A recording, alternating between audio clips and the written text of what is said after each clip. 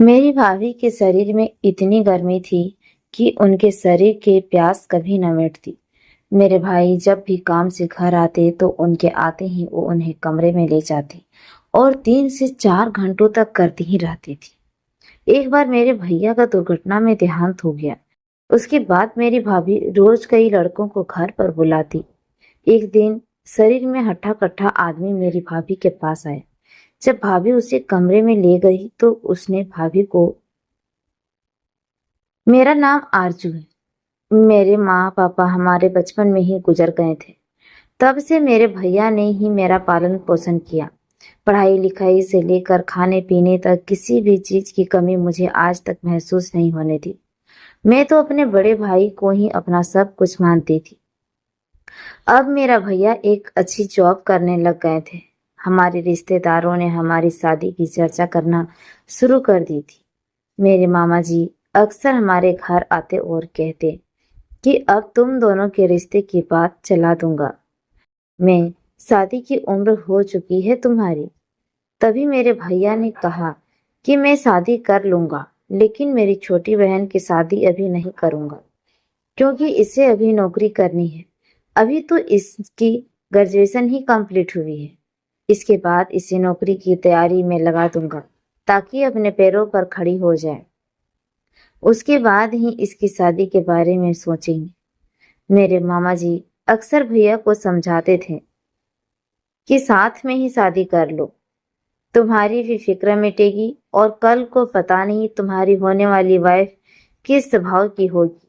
क्योंकि कई बार ऐसा होता है कि लड़की की पत्नी बहुत ही क्रोधी स्वभाव की आ जाती है, जिसकी वजह से उसे हर रोज घर में लड़ाइयों का सामना करना पड़ता है।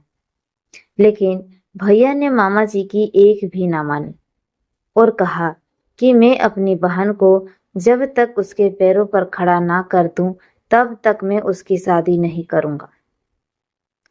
खैर भैया का रिश्ता पक्का कर दिया गया। मेरी होने वाली भाभी का नाम स्नेहा था। दरअसल मेरी भाभी हमारे नजदीक के गांव की ही थी। उस गांव से मेरे साथ कॉलेज में पढ़ने के लिए एक लड़की आती थी जिसका नाम गीता था। मैंने गीता को फोन पर बात करते पूछा कि मेरे भैया का रिश्ता उनके गांव में किया है, क्या तुम्हें उस लड़की के बारे में कुछ खबर है? तभी गीता ने कहा कि बहुत अच्छी लड़की है, काफी संस्कारों वाले घर से है। जब यह बात मैंने भैया को बताई तो भैया के चेहरे पर भी खुशी आ गई, क्योंकि वह इसी चीज से घबरा रहे थे कि कहीं कल कोई बुरे स्वभाव वाली लड़की ना आ जाए मेरे घर। भैया को हर समय मेरी ही फिक्र लगी रहती थी, लेकिन मैंने भैया से कहा कि आप जरा भी फिक्र मत कीजिए, मैं हमेशा भाभी की बात मानूंगी और आपको जितना सम्मान देती हूँ उतना ही भाभी को भी सम्मान दूंगी और माँ के समान उन्हें हर समय अपनी हर बात बताऊंगी और एक माँ की तरह ही रखूंगी, जिससे उन्हें कभी भी कोई शिकायत का मौका नहीं मिलेगा और हम दोनों के बीच कभी कोई झगड़ा भी नहीं होगा। भैया ने मेरे सर पर हाथ रखा और कहा कि मुझे तुमसे यही उम्मीद थी। तू तो मेरी समझदार बहन है। फिर हम दोनों बहन भाई ऐसी बातें करते रहे। खैर ऐसे ही दिन निकलते गए। अब मेरे भैया की शादी तय कर दी गई थी। यह हफ्ते बाद मेरे भैया की शादी होने वाली थी और घर में मेहमानों का ताना बाना आना शुरू हो गया। सब लोग खुशियां मना रहे थे, कोई नाच गा रहा था तो कोई खा पी रहा था। लेकिन माँ पिताजी की जो कमी थी वह तो कोई भी पूरा नहीं कर रहा था। मेरे और मेरे भैया के चेहरे से यह दुख साफ दिखाई दे रहा था। लेकिन घर में आए मेहमानों के सामने यह हम उतरे चेहरों के साथ भी तो नहीं रह सकते थे, इसलिए सब के हंसते हुए स्वागत करने लगे हम लोग। खैर ऐसे ही धूमधाम से मेरे भैया की शादी कर दी गई। अब मेरी भाभी का धूमधाम से घर में गृह प्रवेश करवाया गया और उन्हें पूरे घर की जिम्मेदारी सौंप दी गई। मेरी भाभी बहुत अच्छी थी। वो हर समय मेरी हर छोटी बड़ी चीज का ख्याल रखती और मेरी पढ़ाई में भी मेरी बहुत मदद करती थी। वह कुछ ज्यादा पढ़ी लिखी नहीं थी, लेकिन उन्हें दूसरों की पढ़ाई लिखाई करवाने में बहुत अच्छा लगता था। इस सब के बीच मेरी भाभी की एक आदत सबसे बुरी थी कि वह थी कि मेरी भाभी बहुत ही हवसी थी। वह भैया से दूर एक पल भी नहीं रह सकती थी। जैसे ही भैया घर पर आते, उन्हें चाय नाश्ता तो बाद में पूछती, सबसे पहले उन्हें कमरे के अंदर ले चली जाती थी। एक औरत का फर्ज बनता है कि जब पति काम से थका हारा आए तो उससे पहले चाय नाश्ता दे, उसकी खातिरदारी करे। लेकिन मेरी भाभी को तो कुछ और ही मंजूर था। जैसे ही भैया आते, उन्हें कमरे में लेकर चली जाती और 2-3 घंटों के बाद बाहर निकलती। अब तो जैसे मेरी भाभी की यह आदत बन चुकी थी।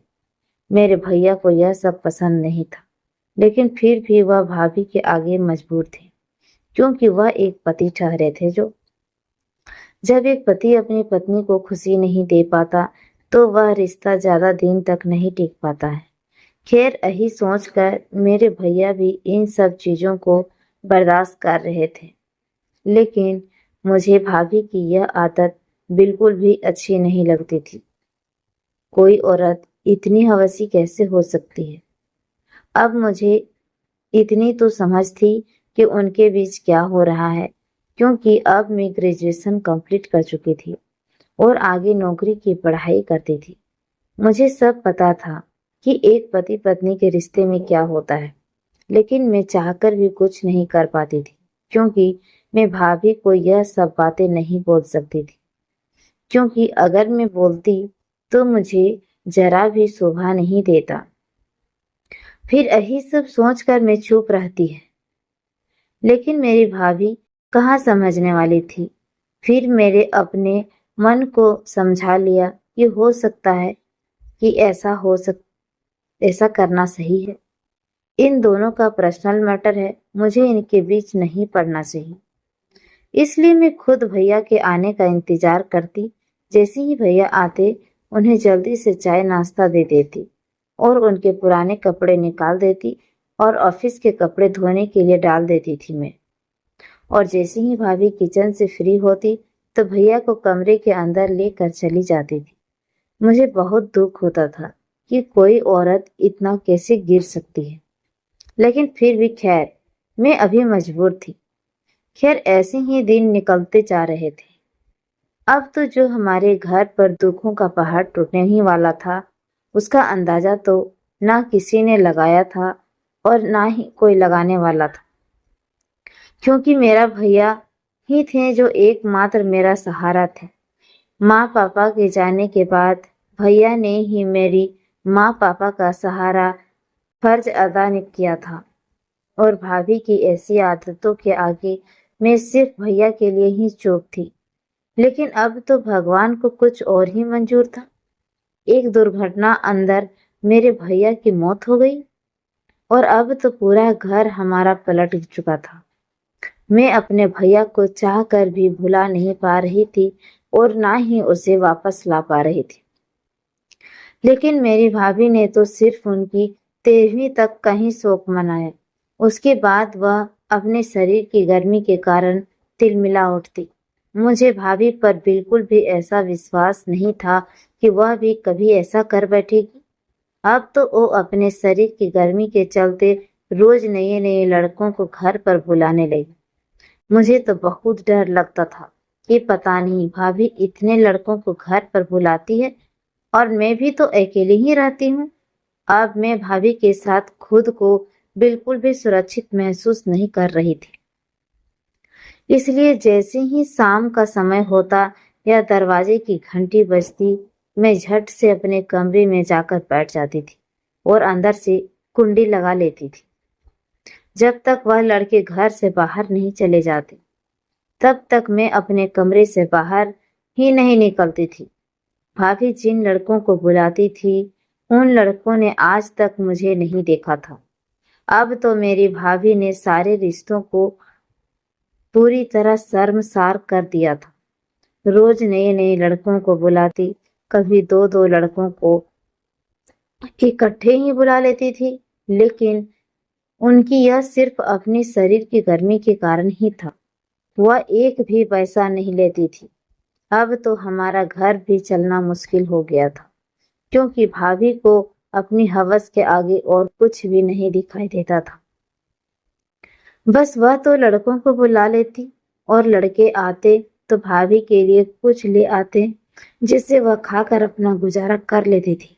लेकिन मैं अब जैसे तैसे पढ़ाई के साथ साथ एक काम को पकड़ लेती और पूरी मेहनत से उस काम को करने लगी और अपने घर को चलाने लगी, क्योंकि मुझे मेरे भाई और माँ बाप ने जो संस्कार दे रखे थे वह मैं चाहकर भी नहीं भुला सकती थी और ना ही मैं उससे पीछे हट भी सकती थी। अब तो भाभी मुझसे बात भी नहीं करती थी, क्योंकि एक दो बार मैंने उससे इस बारे में बोल दिया था कि यह सब गलत है भाभी, ऐसा मत कीजिए, आपको यह सब छोड़ देना चाहिए। तभी शायद भाभी को मेरी बात इतनी ज्यादा बुरी लग गई कि उन्होंने मेरी बात करना ही बंद कर दिया। उन्हें तो बस अपने शरीर की गर्मी के आगे और कुछ भी नहीं दिखता था। अब मैं चाहकर भी कुछ भी नहीं कर पा रही थी।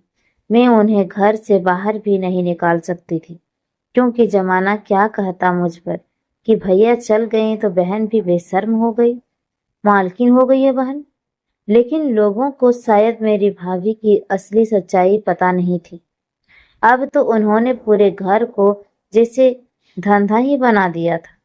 घर में रोज लड़कों का आना जाना रहता। कभी कभी तो देर रात तक लड़के आते ही जाते रहते थे। मेरे लिए तो इस घर में जीना ही मुश्किल हो गया था। एक पल के लिए तो मैंने विचार किया कि मैं इस घर को छोड़कर चली जाती हूँ, लेकिन फिर मेरे मन में मेरे भैया का ख्याल आ गया कि उन्होंने इस घर को अपनी मेहनत की कमाई से और कितने प्यार से बनाया था। इसलिए मुझे इस घर में रहना ही होगा और इस घर को सुधारना ही होगा। अगर मैं यहाँ से चली गई तो भाभी पता नहीं इस घर को बेच देगी या पता नहीं क्या क्या गुल खिला देगी सभी को।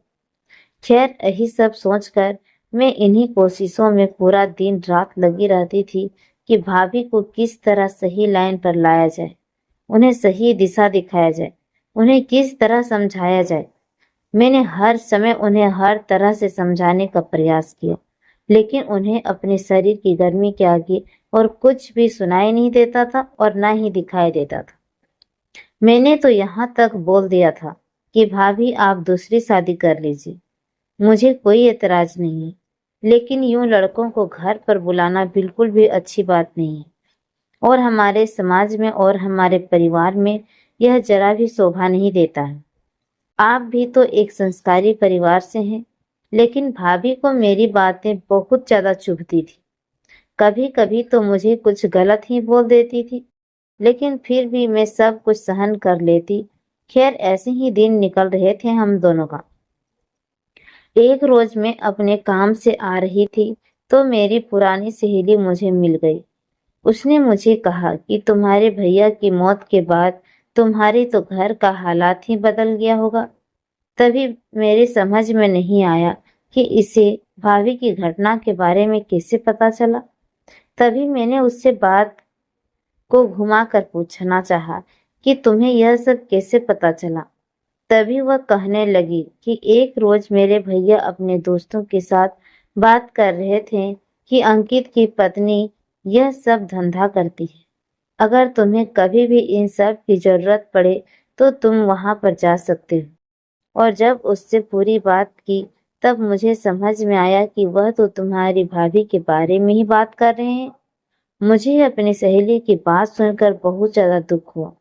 मेरी आंखों में आंसू निकल गए कि पता नहीं लोग हमारे घर को किस किस तरह से किन किन नजरों से देखते हैं। मेरे भैया का तो नाम इस कदर बदनाम हुआ कि लोग उनकी पत्नी के नाम से मेरी भाभी को बुलाते थे, वह भी इस गंदी तरह से। मैंने अपनी सहेली को सारी बात बता दी। तब उसने कहा कि इस चीज का तो मेरे पास भी कोई इलाज नहीं है, लेकिन समय सब कुछ बदल देता है। तुम बस समय पर धैर्य रखो। जब तुम्हारी भाभी को सब कुछ समझ में आ जाएगा तब उन्हें अपने आप में कंट्रोल हो जाएगा। तुम्हारे प्रयास से कुछ नहीं होगा। तू तो बस मेहमान है। एक अच्छी नौकरी पा ले जिसकी वजह से तो इन सब से छुटकारा पा सकती है। तभी मैंने उसकी बात मान ली और अपने काम के साथ साथ पढ़ाई में मन लगाने लगी। अब तो यह काम भाभी का रोज का हो गया था, इसलिए मुझे दुखी भी नहीं होती थी। अब तो मैं इन सब बातों को अनदेखा करने लगी थी, क्योंकि एक दो बार ही दुख होता है। हर रोज अगर ऐसे ही काम होने लगे तो इंसान को यह सब देखने की आदत पड़ जाती है।